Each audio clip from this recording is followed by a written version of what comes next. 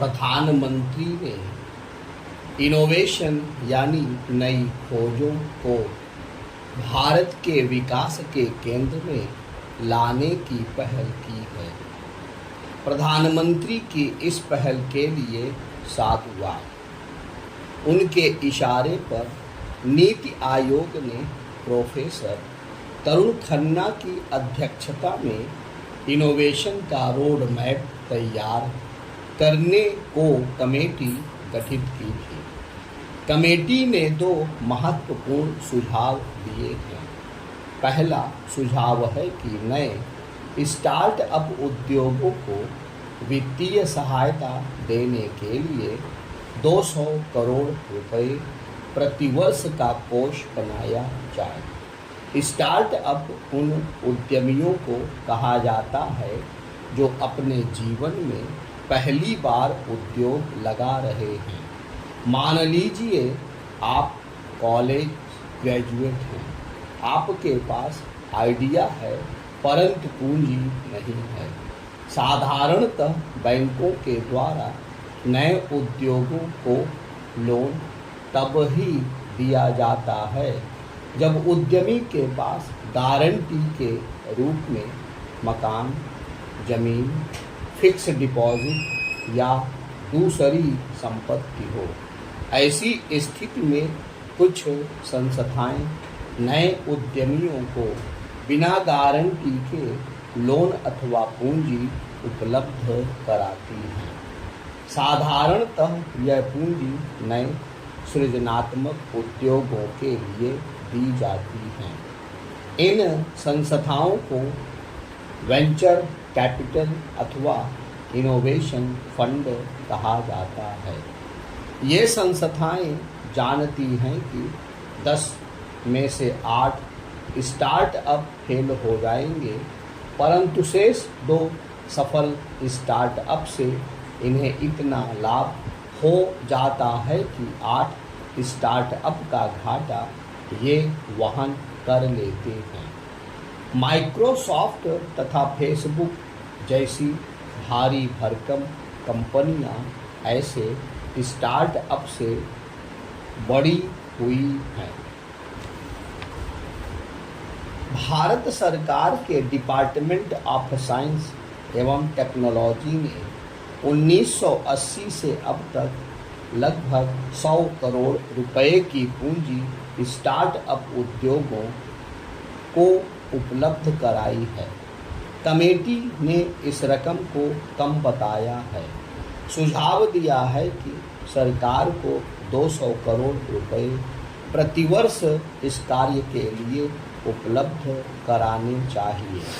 यह सुझाव स्वागत योग्य है, बल्कि 130 करोड़ लोगों के देश में 200 करोड़ की राशि कम ही दिखती है।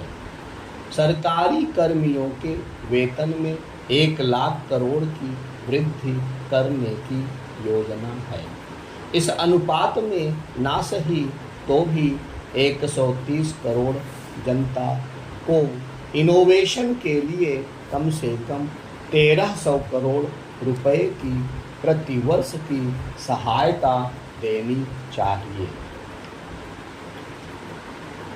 कमेटी ने कहा है कि देश की यूनिवर्सिटी व्यवस्था में सुधार जरूरी है।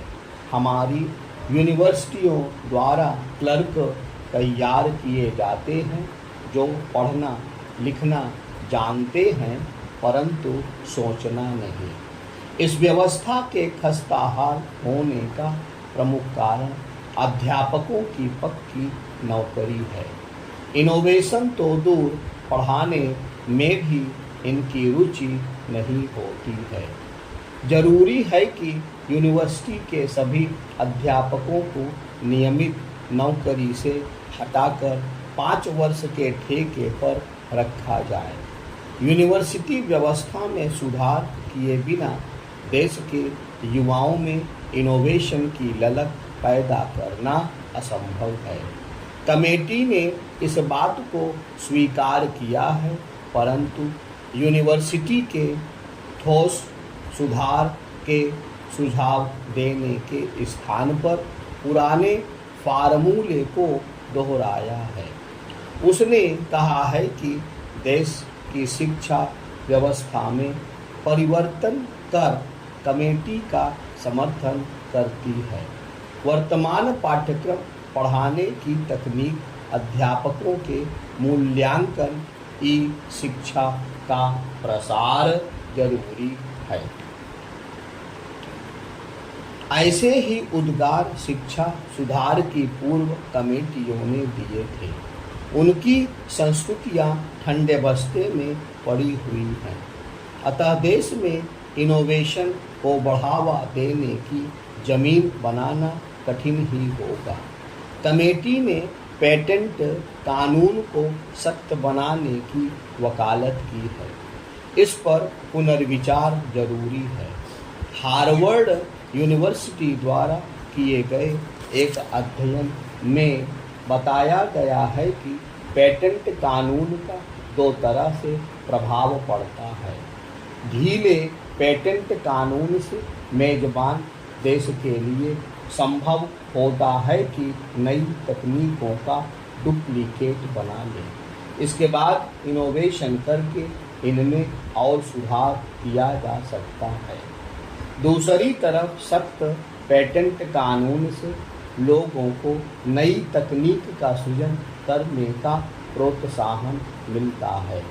इन्हें भरोसा रहता है कि उनके आविष्कार की दूसरों द्वारा चोरी नहीं की जाएगी।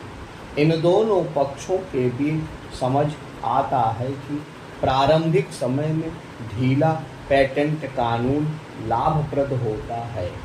एक स्तर की क्षमता हासिल कर लेने के बाद सख्त पेटेंट कानून लाभप्रद होता है। कमेटी ने पेटेंट के इन दोनों पक्षों को नहीं समझा है। विकसित देश लगातार सख्त पेटेंट कानून की वकालत करते रहते हैं।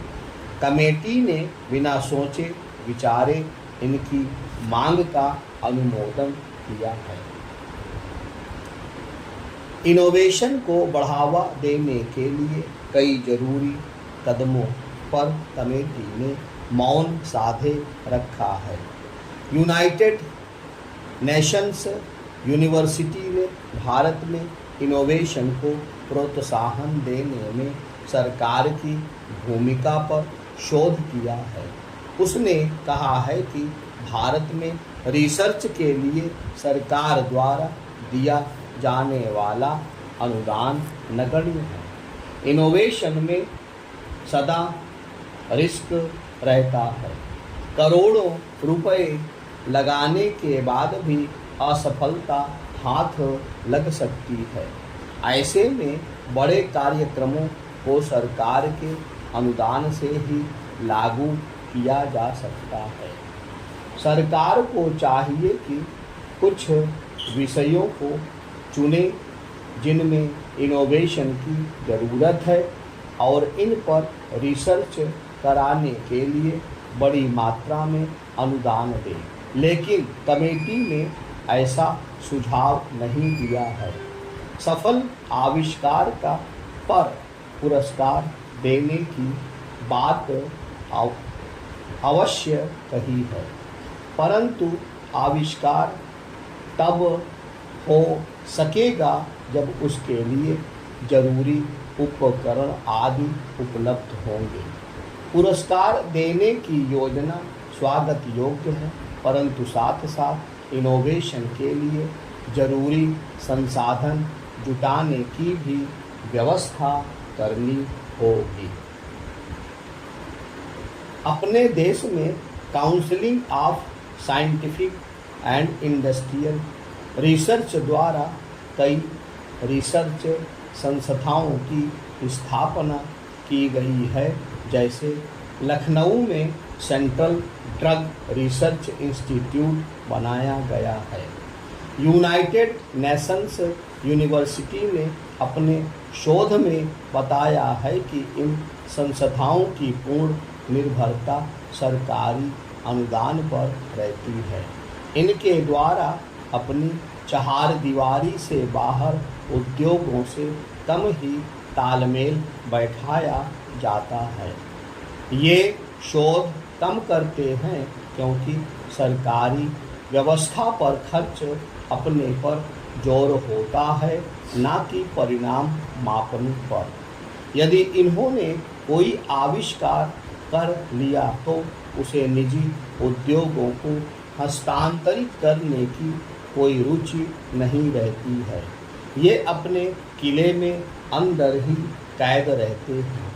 1996 के बाद इन संस्थाओं में सुधार के प्रयास किए गए हैं।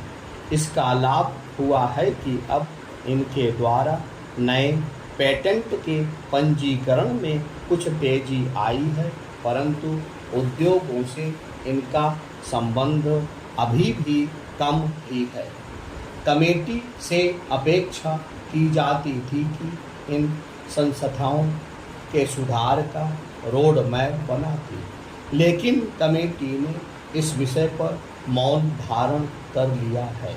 कमेटी के कुछ सुझाव अच्छे और सही दिशा में हैं, परंतु दूसरे मदों पर और प्रखर और स्पष्ट नीतियां लागू करने की आवश्यकता है, अन्यथा प्रधानमंत्री के इनोवेशन के सुविचार के खुश होने की संभावना है।